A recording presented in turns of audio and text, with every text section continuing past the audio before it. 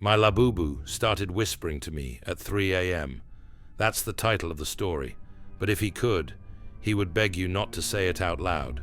Not now. Not after everything that happened. This story takes place in a very normal apartment, in a very normal city, in a year that looks a lot like this one. No haunted castles, no cemeteries, no cursed forests. Just a fourth-floor rental with thin walls, a flickering hallway light, and a desk covered in little plastic figures. He thought he was safe there. He was wrong. He didn't know that the night he brought that Labubu home, something else came with it. Something old. Something patient. Something that understands how humans pay attention and how to feed on it.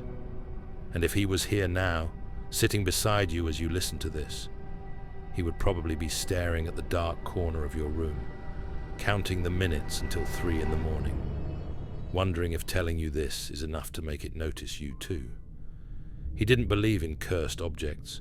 He believed in bad sellers on marketplace apps, in cheap bootlegs, in people lying about limited editions to squeeze a bit more cash out of a stranger. But cursed toys, haunted dolls, no. Those were stories for bored people and bad movies. So when he saw the listing for the Labubu, he didn't feel fear. He felt something much more dangerous. He felt excitement. The photos looked real, not like the cheap copies he usually saw. The colors were slightly faded, like it had been sitting on a shelf for years. Its eyes were glassy and too bright. The caption read, "Rare Labubu, vintage, pickup only. Must go tonight." He stared at the screen, at the little creature's fixed smile and sharp, mischievous teeth. He had wanted one for months, but the price had always been insane. This one was cheap. Too cheap. He scrolled through the photos again. In one picture, the Labubu was sitting in the corner of a dimly lit room. A narrow bed behind it. A stained curtain. A wall that looked like it had been scratched and then painted over. He assumed it was mold. He messaged the seller. The reply came almost instantly, even though it was close to midnight. "You can come now." He hesitated for half a minute, maybe less. He told himself it was better to be spontaneous. If he waited until tomorrow, someone else might grab it. It was just a toy, a rare toy, that was all. He grabbed his jacket, his keys, and his phone. He didn't even bother to change out of his old t-shirt. He locked his apartment and walked out into the cold, empty hallway. The seller's building was only 15 minutes away. On the way there, he noticed the air felt very still. No cars, no distant laughter. Just the soft buzz of streetlights and the occasional rustle of paper in the gutter. His footsteps sounded too loud on the pavement. He checked the address again. The building was older than the photos had suggested. The entryway was narrow, the tiles chipped. Someone had taped a plastic bag over the broken glass panel in the door. It crinkled as he pushed the door open.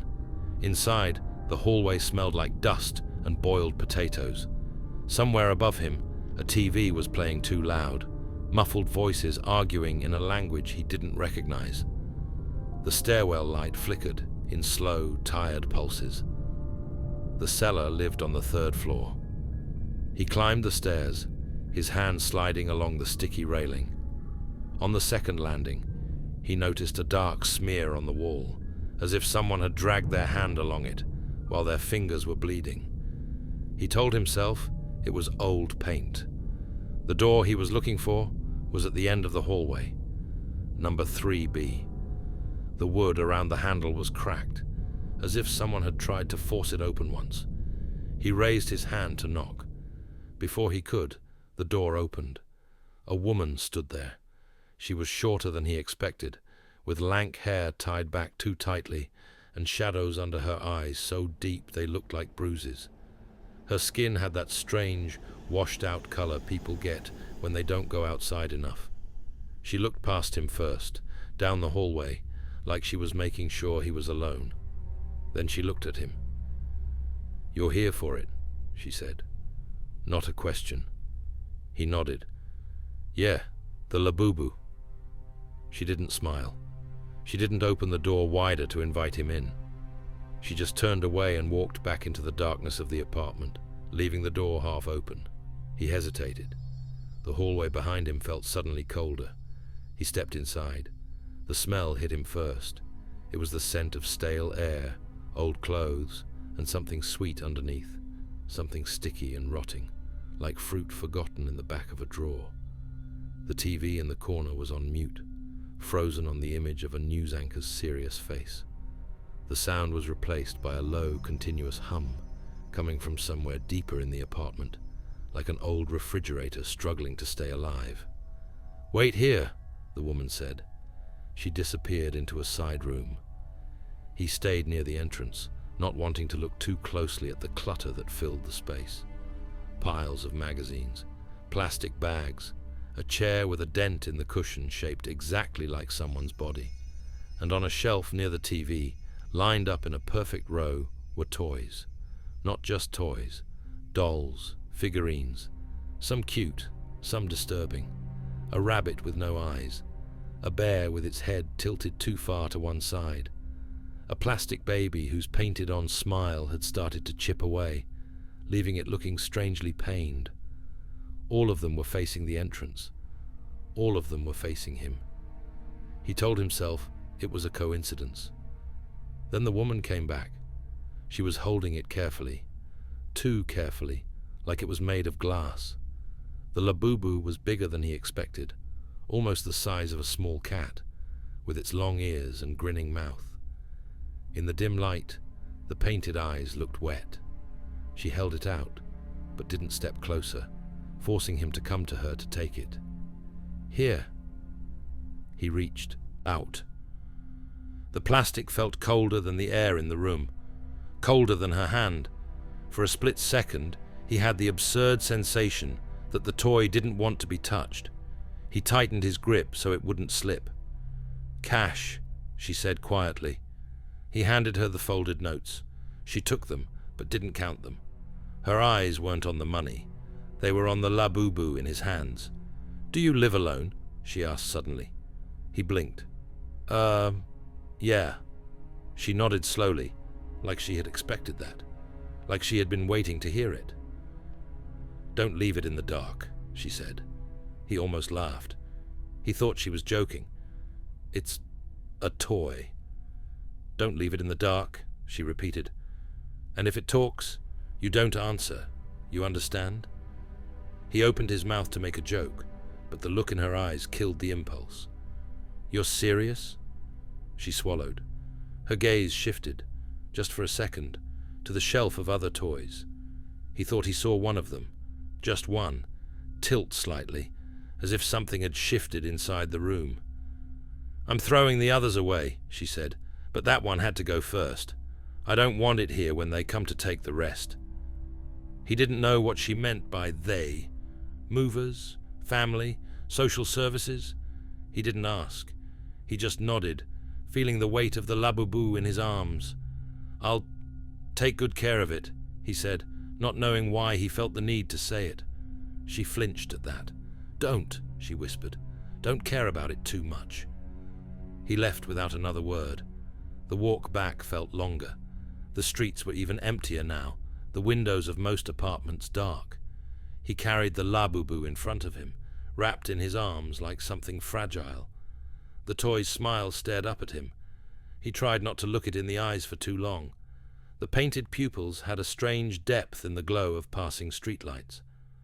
At one point, a car drove past, its headlights sweeping across the sidewalk. For a split second, the Labubu's shadow stretched long and thin behind him, its ears jagged on the pavement. For that 1 second, the shadow didn't match the toy. The ears looked longer. The mouth looked wider. He told himself he was tired. By the time he reached his building, his fingers were numb from the cold plastic, but he didn't want to shift his grip. The idea of tucking the toy under his arm, turning it face down, felt wrong. The elevator was out of order again, so he climbed the stairs. On the 3rd floor, he passed the neighbor's door, the one with the baby that cried every night. Tonight, it was quiet. too quiet. His own apartment was at the end of the hallway. He unlocked the door, stepped inside, and finally let himself relax. The air inside smelled like coffee and dust. Familiar, safe. He set the Labubu down gently on the kitchen table and flicked on the light. Under the bright, normal ceiling lamp, the toy looked like exactly what it was supposed to be. Plastic, harmless, a collectible. He almost felt silly thinking about the woman's warning. "Don't leave it in the dark," he muttered, imitating her voice. "If it talks, don't answer." He smiled to himself, but it didn't last long, because as soon as he said the word talks, a memory surfaced, uninvited, from the back of his mind. He was 6 years old again. A different apartment, a smaller room, a different toy, a stuffed fox with button eyes and a stitched-on smile. He remembered waking up at night and hearing a soft whisper near his ear. He remembered thinking it was the wind. He remembered, very clearly, the feeling of hot breath on his cheek. He remembered never finding the fox again after that night. Someone had thrown it away. He shook his head, clearing the old image. That had been a dream. This was real life. He was an adult now. He had rent to pay, a job to drag himself to, messages to ignore. He was too old to be scared of toys. He brought the Labubu to his room and set it on the shelf above his desk, right between two other figures. Under the warm desk lamp, it looked almost friendly. "Welcome to the collection," he said quietly. He didn't notice the exact time then. He didn't see the numbers glowing on his digital clock. If he had, he might have felt a different kind of chill. Because it wasn't midnight yet. It was 2:54 a.m. The first night, he didn't sleep much. He stayed up scrolling through social media, checking messages, watching video after video, the blue light burning his eyes. Every once in a while, his gaze drifted to the shelf. The Labubu stared back, its wide grin frozen, its glassy eyes reflecting tiny points of light.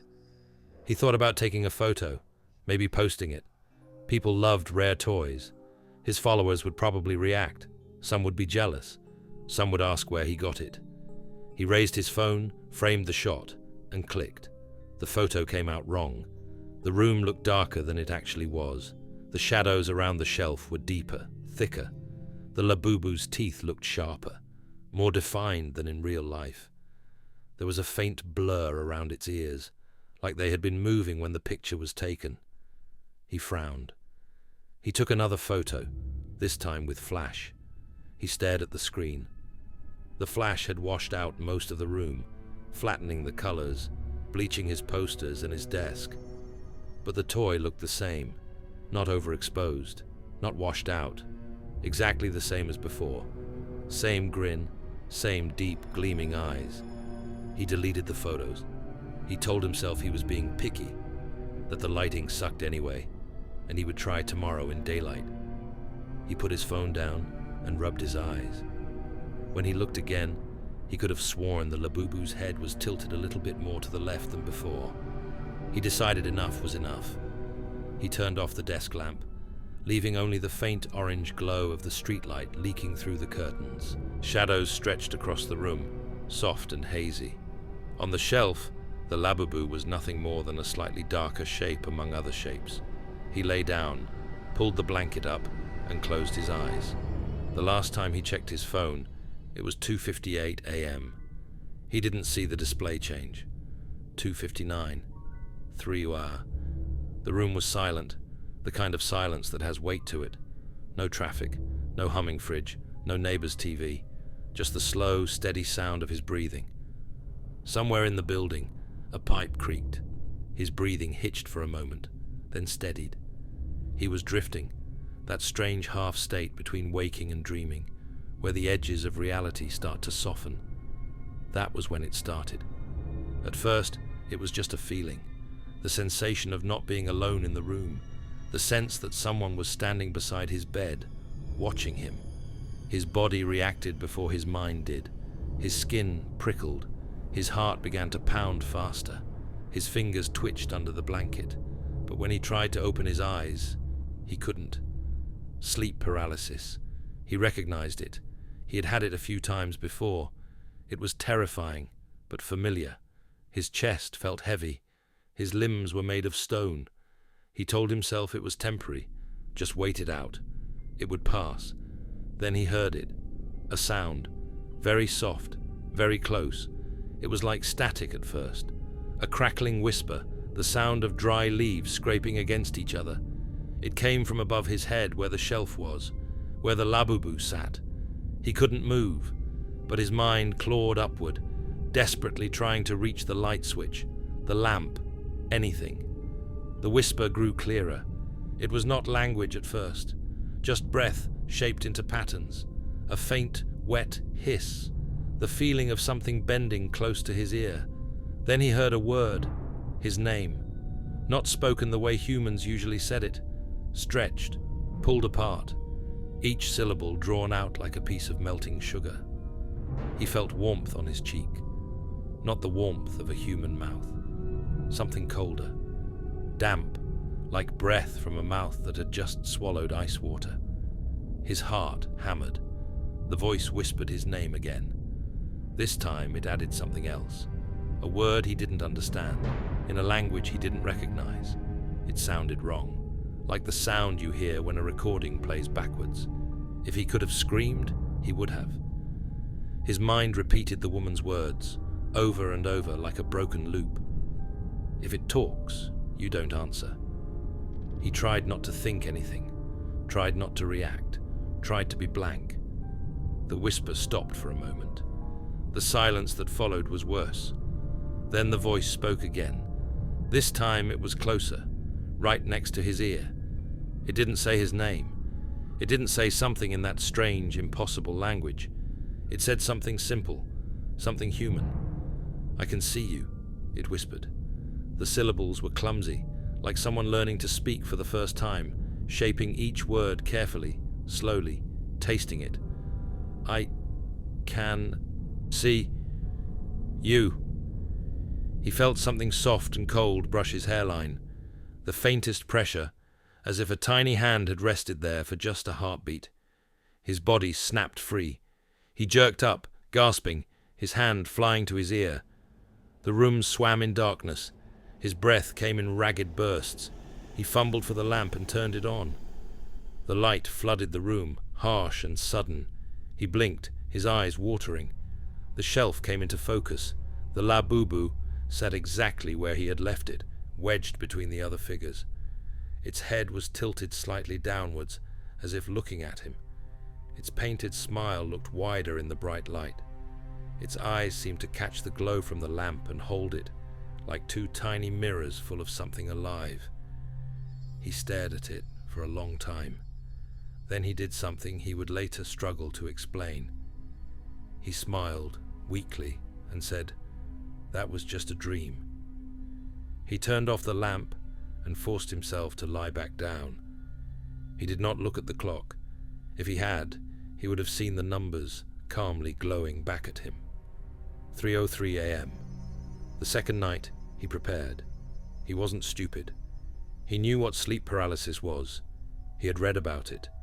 He knew it could come with hallucinations, sounds, figures at the edge of the bed, strange sensations. He also knew it usually didn't whisper your name in a voice like static poured through teeth. But he clung to the explanation anyway. It was better than considering the alternative.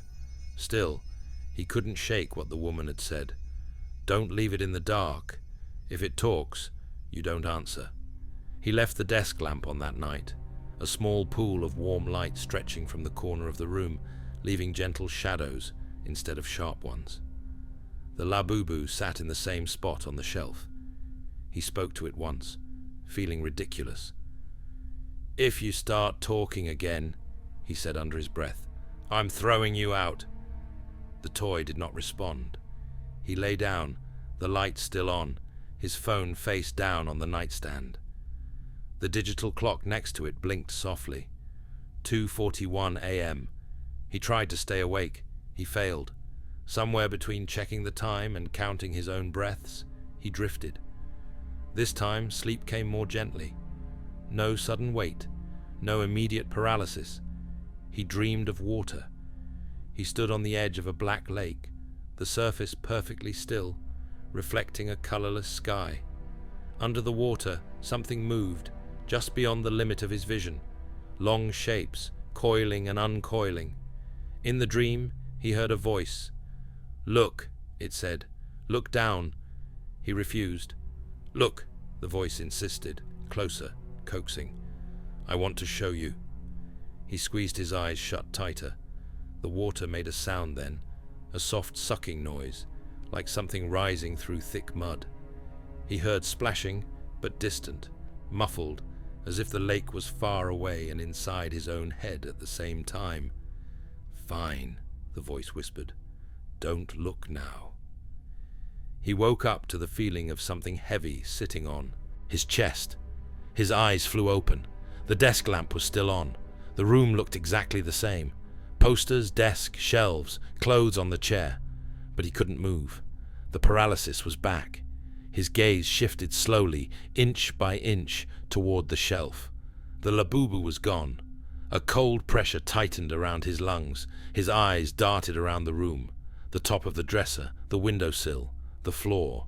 Then he saw it. The Labubu was perched on the edge of the bed, near his feet. It sat perfectly still, ears upright, head tilted, watching him. The distance between them was not large, maybe half a meter, but it felt like an endless stretch he could not cross. Its painted smile had not changed, but the longer he stared, the more wrong it looked. Not because it had moved, because it hadn't. Not at all, not even a little.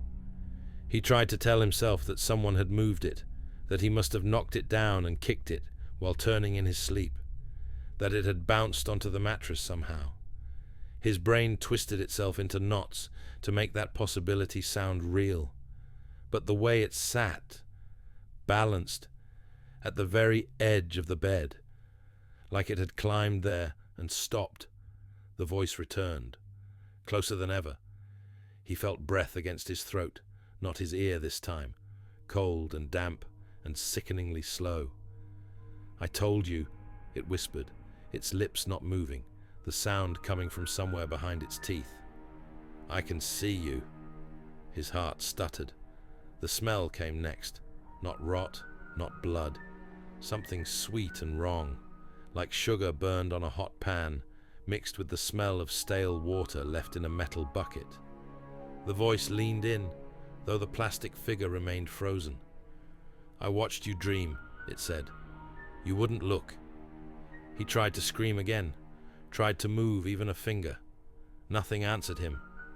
The whisper changed. The tone shifted, became playful, curious. "You have so many pictures," it breathed. "On your phone, on your walls, little people, little eyes, all of them looking, all of them feeding." He didn't understand what it meant, but it understood him. "Do you know what you took home?" it asked. Of all the questions, that was the one that cut through his fear, because no, he realized, he didn't have a clue. The digital clock on the nightstand stood just within his field of view, 3 a.m. The numbers were reflected in the glossy surface of the Labubu's eyes. He remembered the woman's words. "If it talks, you don't answer." His throat itched. The need to speak, to plead, to say anything at all grew unbearable. He clenched his jaw. The voice seemed to feel his struggle. "That's good," it hummed. "Don't answer. Just listen. That's all I need for now." The weight on his chest lifted slowly, like invisible hands sliding away from him. He gasped as control flooded back into his limbs. He sat up so quickly, the room spun. The Labubu toppled sideways with a soft thud, rolling closer to him. Its painted eyes stared up from the rumpled sheets. He stared down at it. The smell lingered. He grabbed the toy with shaking hands, fingers digging into the plastic surface, and hurled it across the room. It hit the wall with a crack and bounced to the floor, landing face down. He waited. Nothing happened. The room was silent, except for his ragged breathing and the faint buzz of the lamp.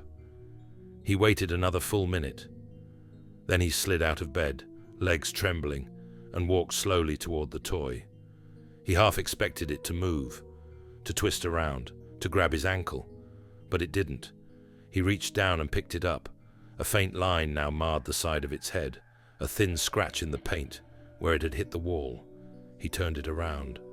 The smile was the same. The eyes were the same. The warmth on the plastic where his hands gripped it was his own. He told himself again that it was sleep paralysis, that his mind had filled in the blanks, that he had probably put the toy on the bed himself and forgotten. But something inside him, something older and quieter, knew he was lying. He put the Labubu on the desk, directly under the lamp. Then he grabbed tape and a cardboard box from the closet. He put the toy in the box and taped it shut. He did not turn the lamp off. He didn't sleep for the rest of the night. By the time the pale light of dawn seeped through the curtains, the skin under his eyes burned and his hands shook. He told himself he would throw the toy away when the sun was fully up. He promised himself that. He meant it too. He didn't know yet that it wasn't going to be that simple. The morning made everything look harmless. Sunlight poured through the kitchen window, turning the countertop into a bright rectangle. Cars passed outside. The neighbor's baby cried, loud and normal. A delivery truck beeped as it backed into the alley. He stood in the kitchen, drinking coffee that had gone cold in his mug, and tried to laugh at himself. He had taped up a toy and put it in a box because of a bad dream. That was all. He walked back to his room, the mug warming his hands, the familiarity of the apartment soothing his nerves. The door creaked slightly as he pushed it open. He froze. The box was on the floor, still taped. The problem was, he distinctly remembered putting it on the desk. He stared at it for a full 10 seconds, his mind trying to rearrange the memory to make sense with what he was seeing. Maybe he had dropped it. Maybe he had kicked it getting up. He slowly walked over and nudged the box with his foot. Something shifted inside. He swallowed. He could throw it away right now. The dumpster outside was only a short walk. He could toss the whole thing in, close the lid, and be done with it. He could pretend it never happened. But another thought slithered in. What if someone found it? What if some kid saw the ears sticking out of the trash, pulled it free, brought it home? The idea made his stomach twist. He picked up the box and set it back on the desk. His phone buzzed with a notification. He pulled it out and glanced at the screen. A friend had messaged him, asking about plans for the weekend. Another notification popped up from a group chat. A meme, a video, a link. He looked up at the box again. An idea formed. He wasn't sure if it was his. He opened the camera app. He took a picture of the box on the desk, the tape sealing the flaps closed, the edges slightly dented. He uploaded it to his story with a caption. Bought a cursed toy at 3 a.m. and now I'm too scared to open the box, lol. He hit post. Within minutes, the reactions started. LMAO, open it. Unbox it on live, bro. Cursed Labubu challenge. Tag me when it starts moving. He watched the little icons, the hearts and laughing emojis and fire symbols, climbing the corner of his screen. He felt it then. A shift. The air in the room thinned, just a fraction, as if something had sucked in a careful breath. He put his phone down. The box sat on the desk, unchanged, still taped, still slightly dented along one side. But now he could feel it. A tension. Not just his. Not just the strange, focused stare he had been giving it all morning. Other people's attention. Dozens of eyes staring at a pixelated box on a flat screen. Laughter, curiosity, jokes about curses and hauntings. Feeding. He stepped back. The coffee cup shook in his hand. A dark ring of liquid spilled onto his wrist. He wiped it away without looking. The rest of the day passed in fragments. Work calls, emails, the boring, endless scroll of normal life. But the box sat in the back of his mind like a black stone. Heavy, cold, Every time he checked his phone, there were more messages. Seriously though, show us what's inside. You're fine, it's just plastic. 3 a.m. unboxing stream when? He promised himself he wouldn't. But by late evening, the number of unread messages had turned into a crowd, a pressure, a hungry murmur. And hunger, he would later realize, attracts hunger. It was almost midnight when he finally gave in. He set his phone up on a tripod facing the desk. The box sat under the lamp, the tape glinting slightly. He went live. At first, only a few people joined, then more. Comment bubbles started to float up the screen, some excited, some mocking, some bored. Is this real LOL? Bro, it's just a toy. Open the box. He forced a smile, even though no one could see his face, only his hands and the box. All right, he said, voice slightly shaky. You wanted this. His own words echoed in the tiny room. He picked up the box. It felt heavier than before. The cardboard edges were slightly soft under his fingers, as if something inside had been pushing against them. He grabbed a pair of scissors and slid one blade under the tape. The sound of ripping adhesive seemed unnaturally loud. He opened the flaps slowly. For a moment, there was nothing, just darkness inside.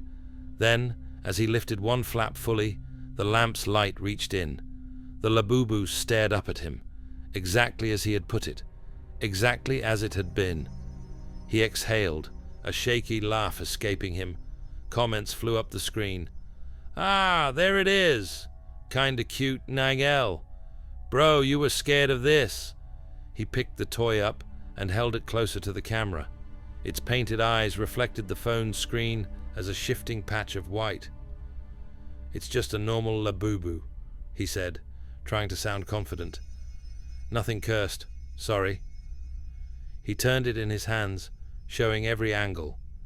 The scratch from last night's throw down the side of its head was visible if you looked closely. One comment caught his eye as it floated up. Wait, did its eyes just move? He frowned. The video feed on his own screen was slightly delayed.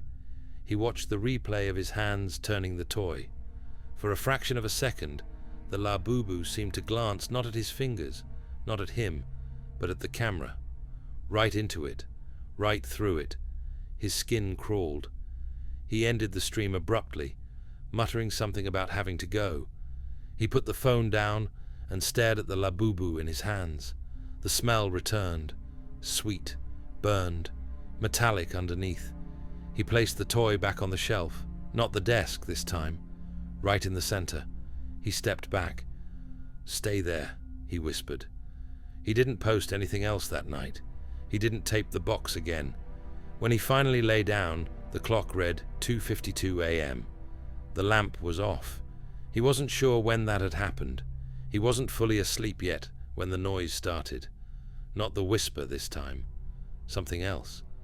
A soft, rhythmic tapping, like small fingers drumming on wood. It came from the direction of the desk. He opened his eyes. The room was darker than it should have been, the streetlight outside seemingly dimmer. He could still see the outline of the desk, the vertical line of the shelf. The tapping continued. Tap, tap, tap. He realized it was coming from higher up, from the shelf itself, from the place where the Labubu sat. He held his breath, listening. Tap, tap, tap. The sound stopped. Silence stretched. Then his phone lit up on the nightstand. The sudden glow made him jump. A notification banner slid across the top of the screen. Unknown number. No message text. The phone buzzed once, twice, 3 times. He reached for it, hesitating. Another banner appeared. Unknown number, 3 ah. He frowned. He checked the time. 2:59 a.m. His thumb hovered over the notification. The phone buzzed again, more insistent now. Unknown. Number, look.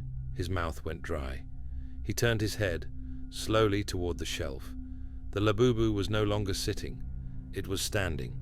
Its small plastic feet were planted near the edge of the shelf, toes curled slightly around the wood. Its ears were fully upright.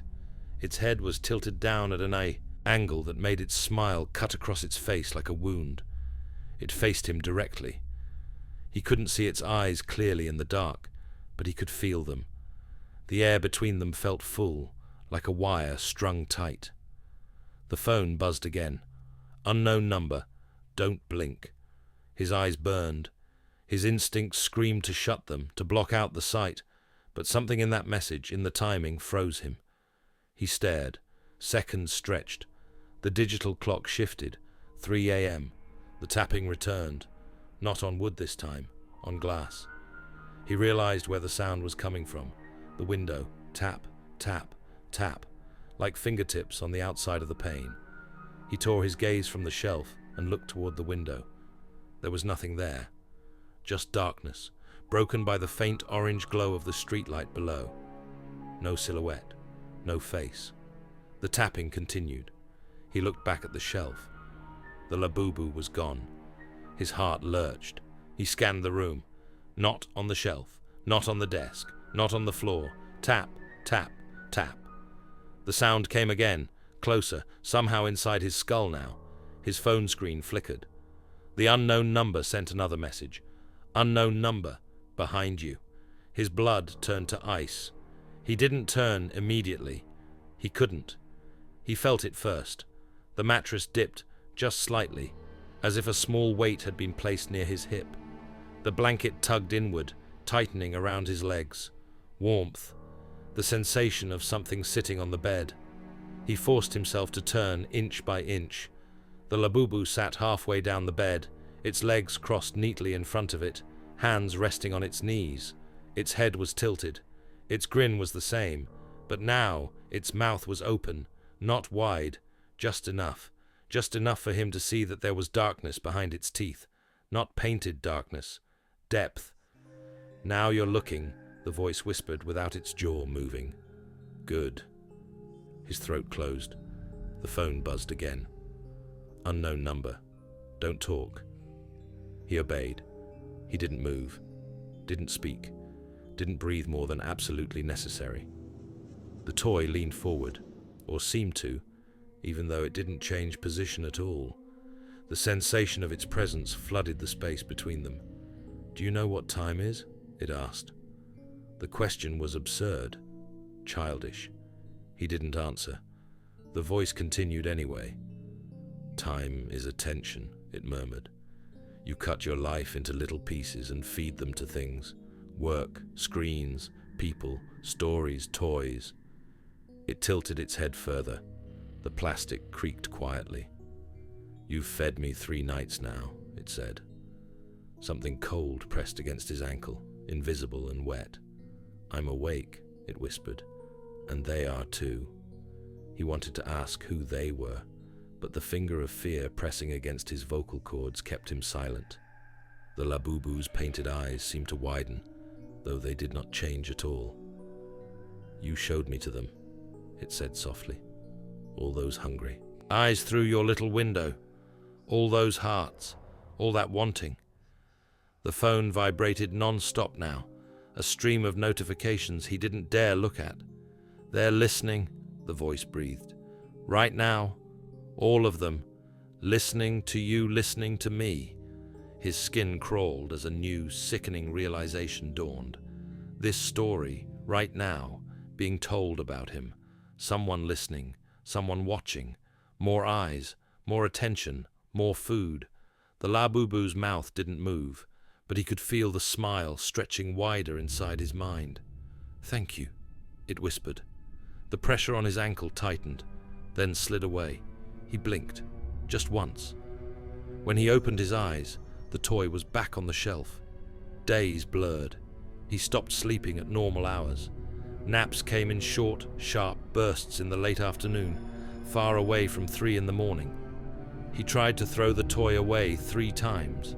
The first time, he put it in a trash bag, knotted the top, and walked it down to the dumpster in the alley. The plastic crinkled in his hand. The bag felt heavier than it should. He tossed it in, turned, and walked away without looking back. When he got back to his apartment, the Labubu was sitting on the kitchen table, still smelling faintly of something damp and sweet. A thin smear of dark grime stained its feet. The second time, he tried to leave it on a park bench in the middle of the day. Children played nearby. A dog barked. Ordinary, harmless life moved around him. He placed the toy on the bench and walked away quickly, heart racing. He didn't look back. He went home. The toy was on his bed. A dry leaf lay beside it, brittle and black, crumbling when he touched it. The third time he went farther. He wrapped the Labubu in an old t-shirt, put it in a large box with random junk, and took the train to a different part of the city. He left the box in front of a charity shop, as if someone had forgotten it. He watched from across the street as a volunteer came out, scooped up the box, and carried it inside. Relief washed over him. He went home. His apartment door was unlocked. He hadn't left it that way. He stepped inside, heart pounding. The air smelled stronger now. The rotten sweet scent, thick and metallic, sat heavy in his nose. The Labubu was on the couch. A folded piece of paper rested in its lap. He picked it up with shaking hands. On the paper, in messy, unfamiliar handwriting, were 3 words: "Don't share me." He didn't go back to the charity shop. He never saw that volunteer again.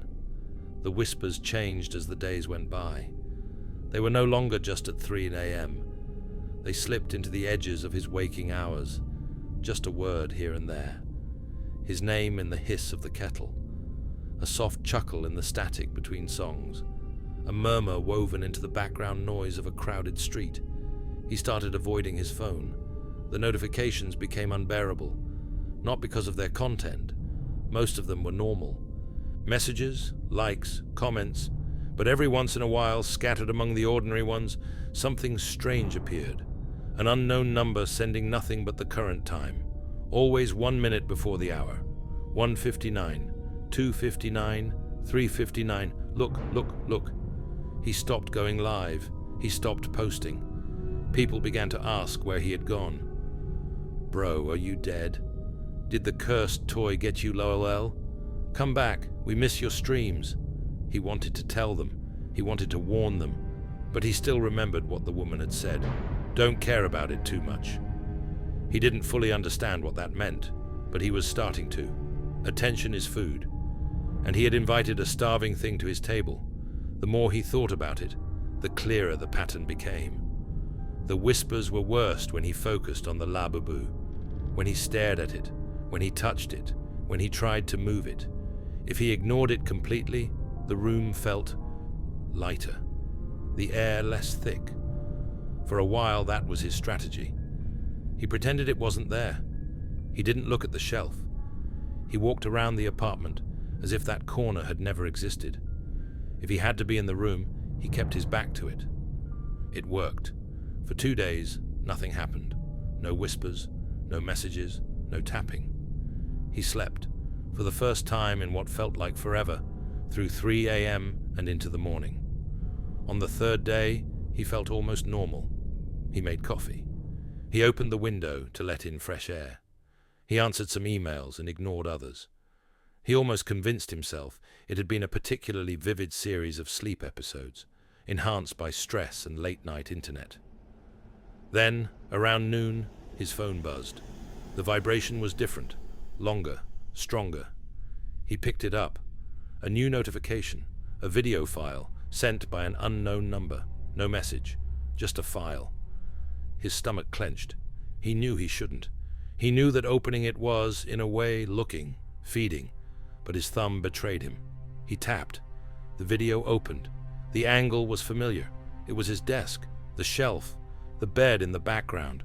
The video was in black and white, grainy, like it had been recorded by an old security camera. No sound at first, just static hum. He watched as the timestamp in the corner flickered. 2:59:40 a.m. His own sleeping form lay in bed, barely visible under the blanket. The lamp was off. The room looked flatter, emptier. 2:59:50. The shelf was in frame. The Labubu sat motionless. 2:59:55. There was a glitch. For a fraction of a second, the image warped, stretching, the shelf bending as if seen through water. Then, without transition, the Labubu was no longer on the shelf. It was standing beside the bed. The video did not show it move. One frame, shelf, next frame, floor, next frame, bed. No motion between. 3 ors. The camera zoomed slightly on its own, focusing on the toy. Its head was tilted, ears upright. The darkness of its eyes was absolute. In the bed, his sleeping self shifted slightly, as if sensing something. The Labubu climbed onto the mattress. This time, the camera caught the movement. Slow, deliberate. Its little plastic hands gripped the blanket as it pulled itself upward. Its legs bent at the knees, its feet flexing with a strange, jointed grace that it was not designed to have. Its mouth opened further. Darkness spilled out like smoke that left no trail. It crawled up his sleeping form until its face hovered inches from his. The video zoomed again, the frame tightening around their two heads. The static hum softened, making room for another sound, whispering. The same crackling, layered voice he had heard in the room. Only now there were more. Multiple whispers, overlapping, like a crowd speaking in unison, all at different pitches. Some said his name. Some said words he could not understand. Some laughed, the sound thin and high. The camera shuddered. For a moment, the image distorted again. He saw something behind the toy, not the bedroom wall, not the shelf, a space, wide, hollow, dark, filled with shapes. They moved slowly, like things underwater, long, thin, limbs that bent at wrong angles, faces with too many eyes or none at all, mouths that were just holes. They were all looking in one direction, through the toy, at him, at the camera, at whoever was watching. He jerked his thumb, closing the video. His hands shook. His reflection in the black screen of the phone looked pale and thinner than he remembered. The phone buzzed again. Unknown number. You looked. He dropped it on the table like it had burned him. The air in the room thickened, pressing against his skin. On the shelf, though he did not turn to look, something shifted. The faint sound of plastic creaking reached his ears. He closed his eyes. He knew then. Ignoring it wasn't enough anymore. He began to see them in other places, reflections in the corners of mirrors, bright, glassy eyes in the black of unplugged screens, strange figures standing too still at the edges of crowds, their heads turning just a little too slowly. Sometimes he caught movement in his peripheral vision when he scrolled through his old photos. Faces behind his friends, hands on shoulders that hadn't been there before. In one picture, an old birthday photo, he found the Labubu. He hadn't owned it then. It sat in the background, on a shelf that he knew had been empty. Same grin, same eyes. Watching his younger self blow out candles on a cake. He deleted the photo. It appeared again in his recently deleted folder. He stopped looking at pictures altogether. The nights grew longer. He stopped checking the time, but he always knew when it was coming. The air cooled, just slightly. The shadows thickened, even if the lights were on. Sounds from outside dulled, like someone had put a blanket over the city. And then somewhere, a clock he didn't own would chime, very softly. Once, twice, 3 times. By then, the whispers were no longer confined to his room. They came from the hallway, from under the bathroom door, from the drain when he turned on the tap. "I can see you," they sang, in 100 layered voices. He realized something else then. It wasn't just about him anymore. The night he truly understood that. He wasn't even in his apartment. He was on the train. It was late. The carriage was almost empty. Fluorescent lights buzzed overhead. The windows reflected tired faces and streaks of darkness outside. He sat in a corner seat, hood up, headphones in, but no music playing. He watched the reflection of the carriage instead of the tunnel beyond the glass. In the reflection, everything looked slightly off. Colors were washed out. People's faces sagged, blurred by motion. A woman sat across from him, clutching her bag tightly on her lap, earbuds in. A man in a suit scrolled on his phone near the doors. A teenage boy tapped his foot to some silent rhythm. And in the far corner of the reflected carriage, where there was an empty seat in reality, something else sat, small, eared, smiling. The Labubu was there, in the reflection only, its dangling legs not quite touching the floor. A faint patch of darkness swam behind it, like a shadow trying to decide what shape to take. He blinked. The real corner of the carriage was empty. In the reflection, the toy turned its head slowly to face him. His throat closed. He looked away, heart racing, sweat prickling his back. A moment later, the boy near the doors chuckled at something on his phone. He looked up, eyes lighting slightly, and turned the screen toward the man in the suit. "Have you heard this story?" he said, "about the guy with the cursed Labubu?" The man shook his head, faintly amused. "No." The boy grinned. "It's trending," he said. "Apparently the toy starts whispering at 3 a.m., messes with your head. People say if you listen to the whole story, I don't know, it does something." He laughed, brushing it off. But the man leaned a little closer. "Send it to me," he said. The boy tapped quickly, and the man's phone buzzed a second later. The boy's voice dropped to a whisper. They didn't notice how the lights overhead flickered. They didn't notice that the air had gone colder. He watched their faces reflected in the glass as they both stared down at their phones, thumbs already moving, minds already opening. Behind them, in the reflection only, the Labubu watched too. It tilted its head. Its smile widened, just enough to see the darkness behind its teeth. He got off at the next station, even though it wasn't his stop. By then, he had stopped thinking of the Labubu as an object. It was a door, a mouthpiece, a mask worn by something that needed eyes and ears and mouths to exist in this side of reality. It had ridden through from that hollow, dark place behind the video image, through a shelf in a lonely woman's apartment, through his hands, through his phone, through his curiosity, through his audience, and it was still hungry. That night, back in his apartment, he did something he had been avoiding since the first whisper. He picked up his phone. He opened the camera app. He turned it to face the shelf. The Labubu stared back from the screen, clearer than ever. The image sharpened unnaturally, the colors more vivid than anything else in the frame. Its eyes seemed to follow the lens. He opened the streaming app. He hovered over the Go Live button. His thumb trembled. He wasn't going to go live. That would be insane. That would be feeding it more than ever. But he needed to know. He needed to see if it reacted. He pretended to tap. The red Live icon didn't appear. Still, the air shifted. He felt the familiar ripple through the room. The voice came, not in a whisper anymore, but in something close to a purr. "You're learning," it murmured. "You see how it works." He swallowed. He spoke aloud for the first time, breaking the rule. "What do you want?" he whispered. The silence that followed felt almost pleased. "I want to follow the story," it said. "That's all I've ever wanted." He didn't understand. "The story?" he asked, his voice barely audible. The darkness behind the toy's teeth seemed to pulse. "You tell it," the voice said. "They listen. They picture me. They picture you. They picture the room.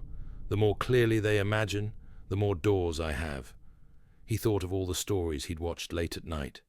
Ghost tales, urban legends, creepypastas whispered into microphones for strangers. "How far does it go?" he whispered. The toy tilted its head. "How far do you want it to go?" it replied. The question hung in the air, heavy and sticky. He thought of ending it all, smashing the toy, setting the apartment on fire, running, disappearing, never speaking of it again. But something colder whispered in the back of his mind. "You already told it once. You're telling it now. The words are out. They can't be taken back. He hasn't been seen in a while. That's what people say now online, in hushed conversations, in threads and comment sections and late-night calls. Some say he moved away. Some say he checked himself into a hospital. Some say he finally went too far and did something he couldn't undo. The police report, the part that was never made public, mentions a few details. The apartment was found with all the lights on. The curtains were drawn. On the desk, there was a phone, battery drained, screen cracked from being dropped too many times. The call history showed multiple attempts to dial emergency numbers, all aborted at the last second. On the bed, there was an indentation where someone had been sitting recently. On the shelf, there was nothing. No figures, no toys, no Labubu. In the kitchen sink, the water tasted faintly sweet, like burned sugar. The neighbors reported hearing voices on the night before he disappeared.